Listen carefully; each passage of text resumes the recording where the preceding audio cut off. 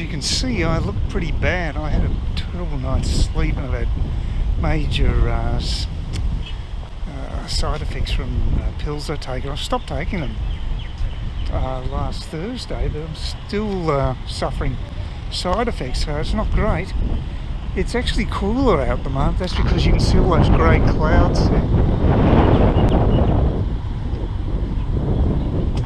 Yeah, there's a lot of rain around here at the moment, and but it's quite pleasant out actually, just windy, so you probably can't hear me. That's the only downside, but it's actually not too hot. Relatively, it's not cold, but it's certainly not oppressively hot. Well, it's Wednesday. I'm feeling a hell of a lot better than yesterday. I've got a number of these side effects from these pills I've been taking. I stopped taking them last Thursday. That was the last time I took them. I'm still getting some pretty horrible side effects.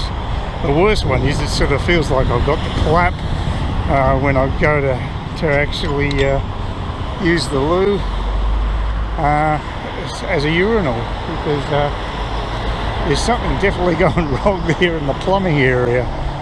Very uncomfortable, and I did a urine. I'm getting a urine test done at the local quack, so they're going to check it out and see what's happening. It's yeah, not good, but as I say, I'm feeling 100% today compared to yesterday, so that's good news. I slept well last night. I took a sedative, and that actually worked pretty well. So hopefully today will work out better, but I've got to go to bloody Centrelink, which I really hate doing. You can't win with Centrelink. It's hard to get them on the phone. You have to wait around forever to get served in public, and they don't know much at the office. They're basically just referral people, in effect, to specialist areas. The reason I actually have to go there is because yesterday when I wanted to get a prescription from the local doctor just down the road here, I was told that I wasn't entitled to pharmaceutical benefits, so I had to pay 3 times as much for the medication as I normally do. So, and there's no reason given why this is the case. I haven't received no correspondence whatsoever from Centrelink. He just told me on that particular day they'd cancelled my entitlement to pharmaceutical benefits. Ah, dear. Centrelink's been giving me a hard time lately. I thought I would be going on to the age pension at 67, but apparently it's 66, and I had to get the ID sorted out. I did get my birth certificate through the mail, thank God, so that's one less hassle. Cost me about $44 in total though, so I guess it props up the Andrews government, which is apparently still shut. Got a lot of businesses shut down in Victoria, and they've also got what's in effect like visas to get into Victoria. Now you've got to have a special papers to travel from one state to the other. It's like the Soviet Union of Eastern Europe. It's just crazy. But yeah, I had a bit of a discussion on the phone today with a woman, a civil discussion about the virus, and she was much more conservative than me regarding. I think the bus is coming now, so I'll just truncate this. Had plenty of time to talk from the offices of Centrelink anyway. I was wrong about the bus wasn't coming, so I'll just have to wait around a bit longer. Yeah, that's as I say, I thought Victoria was back to relative normality, but apparently not. Still pretty bad down there. Yeah, you can tell I got short sight. I cannot see a bus coming for love or money. If they're a reasonable distance away, I'm stuffed. But yeah, it's all very confusing with all this stuff. With you deal with Centrelink, you just don't get information. Basically, it's one of my greatest bugbears with them. They should put a lot more information up on screen.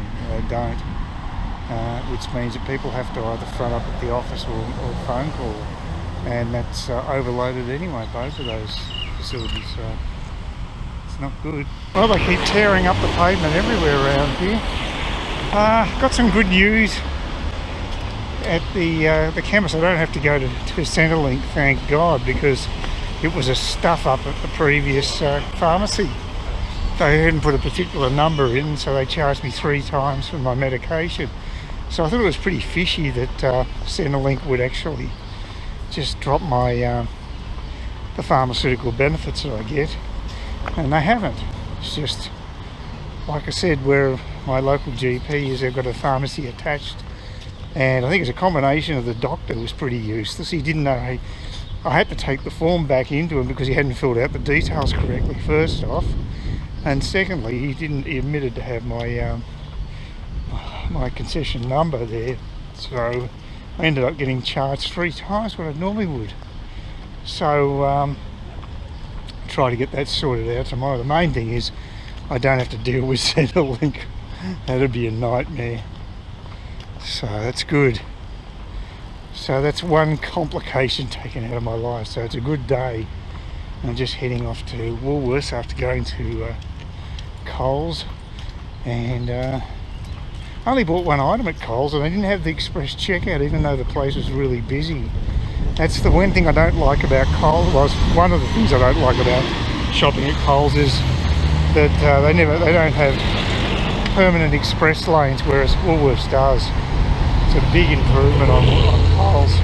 So I had to use the machine, which I don't like doing because I'm a blind bastard and I'm not used to that technology. And I had to get some assistance. I had 3 girls working there to assist people, so that was pretty good.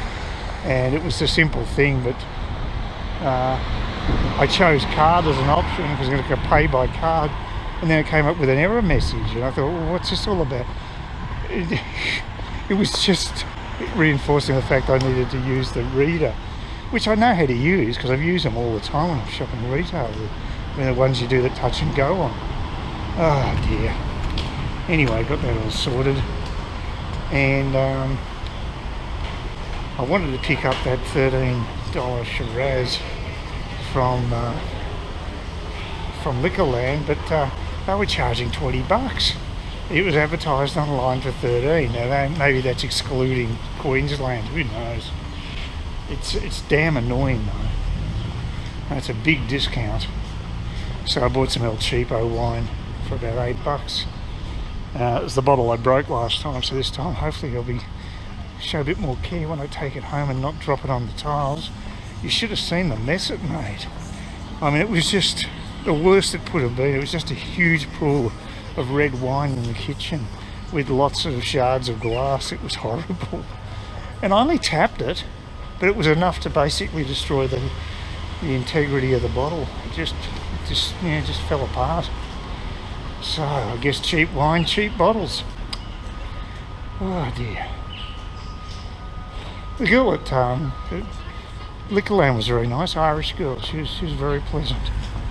Most of the girls working there are pretty good actually, so I don't have a problem with them. Oh, the other thing I've got to say is that I got the bus and it actually went to Cairns Central, right underneath the building. There's a bus stop there which I wasn't aware of, so you don't have to walk like a block and a half to get to the actual entrance, which is good. So that was a revelation.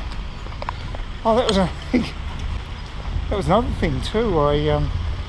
When I got off the bus, when I got on the bus, the woman was getting off and she passed by me and sort of said hello. She was wearing sunnies. I'd be buggered if I know who she was. I've got no idea at all. So that's weird.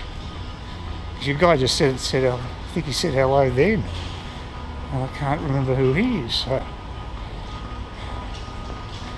yeah, blind and senile, that's me. Totally losing it. Oh, hopefully I'm feeling well enough to go to PJ's soon. Just up ahead here. And have another Guinness. I don't feel like it now. This will be my first drink for a while. This red wine, we'll see how it goes. But things have worked out pretty well today actually. It's a lot better than yesterday. It was a horrible day for me.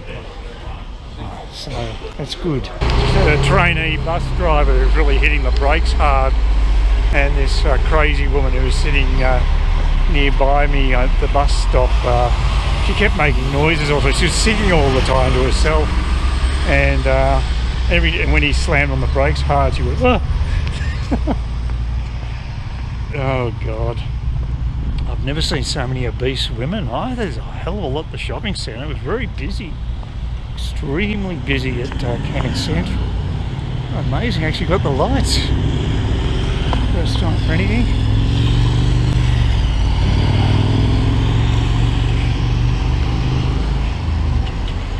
Yeah, it wasn't much of a breeze either. That's what you need here.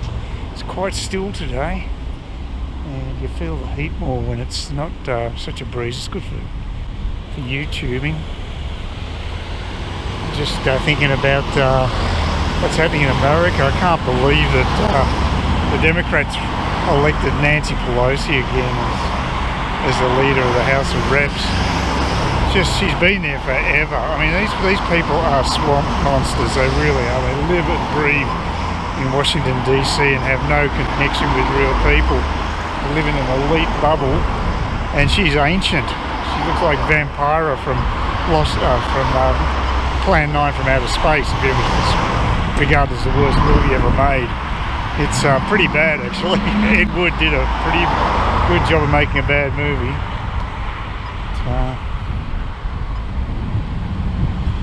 Anyway, I feel a lot better that I don't have to worry about getting prescriptions at the right price. I'm going to have a confrontation tomorrow, though, when I go back to the GP, because I'm going to have to try to get that money taken off. Otherwise, I'll just never go back there, and I'll write a letter to them too. Send them an email, because they don't train this staff very well. The doctor there, who consulted, he didn't fill in the paperwork correctly, and I think he missed my entitlement number. That's why I got charged that full amount. Although I did say to the guy it was about 3 times what I normally pay, so the pharmacist should have known. But I don't think he was diddling me because he gave me that paperwork, so we'll see what happens. It's just a bit of a hassle.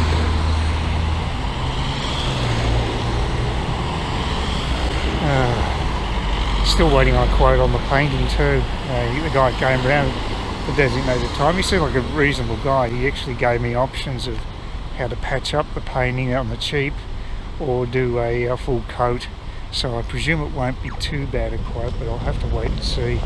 He specialises in painting for this particular home maintenance company. They obviously get people that are subcontract to them who've got their own expertise in certain areas. So I asked to get a quote on that, and also a quote on changing the cupboards because they look really ratty.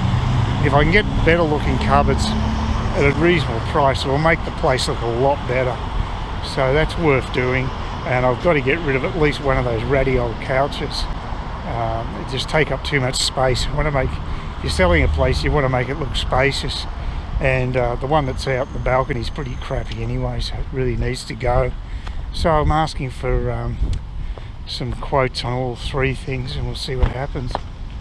I just want to get things moving, especially if I start feeling a bit better, because I certainly won't be on any more of that other crappy medication, so I might be on the up and up, which would be a nice change, and then I can go down to Brisbane for a holiday. I really need to get away from here. I don't spend this much time in one place these days. It's only the COVID that's kept me locked down in Cairns. Otherwise I would have definitely travelled to Vietnam in September last year for a month, and I'd probably be itching for another trip around March. But the way things are going, who knows if the international borders will ever be open. I might have to try to get a special dispensation, but again, Vietnam and Malaysia are both closed at this stage, so it won't do me any good anyway. So pretty tough, but at least Alan Joyce has put a bit of pressure on the government, starting to sell international airfares July the 1st. So that's good, because they need a bit of pressure put on them, because I think they're getting away with blue murder at the moment. Please consider subscribing to my channel if you think there's anything there of use to you, or entertainment or whatever. And either do that or give me a thumbs up, or if you're feeling really energetic, do both. That'd be great.